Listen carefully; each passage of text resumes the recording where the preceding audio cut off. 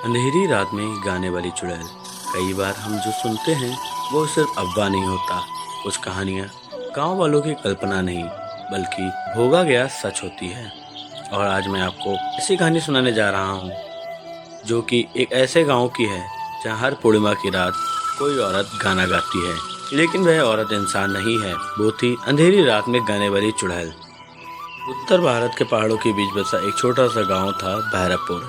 चारों तरफ घना जंगल, बीचों बीच एक पुराना कुआं और गांव के एक कोने में सदियों पुराना विराट मंदिर। गांव में एक अजीब सी मान्यता थी, पूर्णिमा की रात घर से बाहर मत निकलना।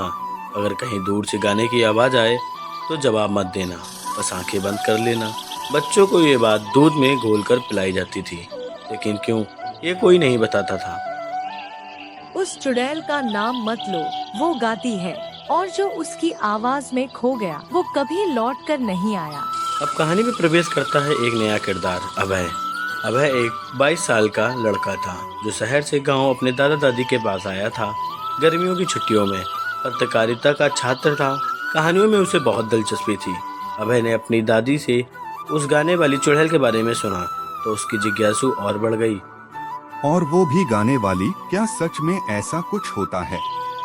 बेटा, सवाल मत कर। ये बातें जितनी पुरानी है उतनी ही सच है। लेकिन अभय नहीं माना और फिर आई वो रात, पूर्णिमा की रात। आकाश में चमकता चांद, गांव में हर घर के दरवाजे बंद, खिड़कियां पर मोटे पर्दे और लोग दिया बुझाकर सोने का नाटक करते थे। ऐसा लगता था जैसे गांव सांस लेना भी भूल गया हो। लेकिन उस रात अभय चुपचाप अपने घर के बाहर बैठा था। रिकॉर्डर ऑन कर रखा था, कैमरा ढुका कर रखा था। रात के 1 बजे के आसपास एक धीमी सी आवाज उभरी। साजन ओ साजन, रात आई है पिया, चलो संग मेरे। आवाज इतनी मीठी, इतनी लुभानी थी कि रूह तक कांप जाए। लेकिन आवाज में कुछ ऐसा था जो डर पैदा करता था। अभय के कैमरे ने आवाज को रिकॉर्ड किया, लेकिन तभी बाहर एक परछाई उभरी, एक औरत की आकृति जो हवा में तैरती दिख रही थी। अगले दिन अभय गाँव के सबसे बुजुर्ग इंसान बाबा हरिदेव के पास गया। बाबा बोले, तूने उसे देख लिया बेटा, अब तू चैन से न जी पाएगा, न मर पाएगा। उस औरत का नाम था सुरैया। ब्रिटिश राज के समय की बात है। सुरैया गांव की सबसे सुंदर औरत थी, गाना गाने में माहिर। उसकी शादी गांव के जमींदार से तय हुई, लेकिन जमींदार की नीयत खराब थी। सुरैया ने शादी से इनकार किया तो जमींदार ने उसे बलपूर्वक उठा लिया और मरते वक्त सुरैया की आत्मा ने शपथ ली, हर पूर्णिमा को मैं लौटूंगी, गाऊंगी और जो मेरी आवाज में खो जाएगा उसका अंत मैं करूंगी। तब से हर पूर्णिमा की रात वो कुएं से निकलती है, वही गीत गाती है और एक नई आत्मा को अपने साथ ले जाती है। अगली पूर्णिमा तक अभय गांव में ही रुका, लेकिन इस बार वो डर से नहीं, सच्चाई जानने के लिए रुका। उस रात उसने कुएं के पास कैमरा लगाया। जैसे ही घड़ी में 1 बजाया, वही आवाज फिर उभरी, रात आई है पिया।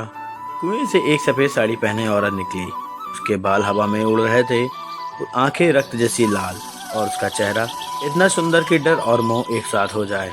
चुड़ैल बोली, क्यों आया अभय, मेरी कहानी जानने? अब तू भी गाएगा हमेशा के लिए, सुरैया की आत्मा ने कहा।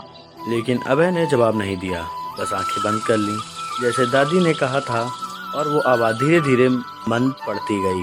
अगले दिन गांव में पहली बार ये अफवाह फैली कि चुड़ैल नहीं आई। लोगों ने राहत की सांस ली। अभय गाँव से लौट आया, लेकिन कुछ बदला बदला था। वो अब ज्यादा शांत था, कभी कभी अकेले बैठकर गुनगुनाता, रात आई है पिया।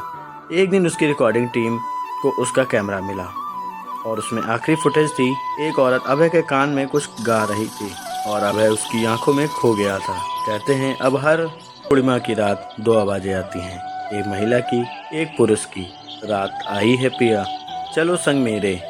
भैरवपुर अब भी है, लेकिन अब वहाँ 2 आत्माएं गाती हैं अंधेरी रात में। अगर कभी तुम वहाँ गए और दूर से कोई मीठी आवाज सुनी तो जवाब मत देना, बस आंखें बंद कर लेना, वरना तुम भी इसी कहानी का हिस्सा बन जाओगे। दोस्तों, ऐसे ही कहानी देखने के लिए हमारे चैनल को सब्सक्राइब कर लें और बेल आइकन दबाना ना भूलें।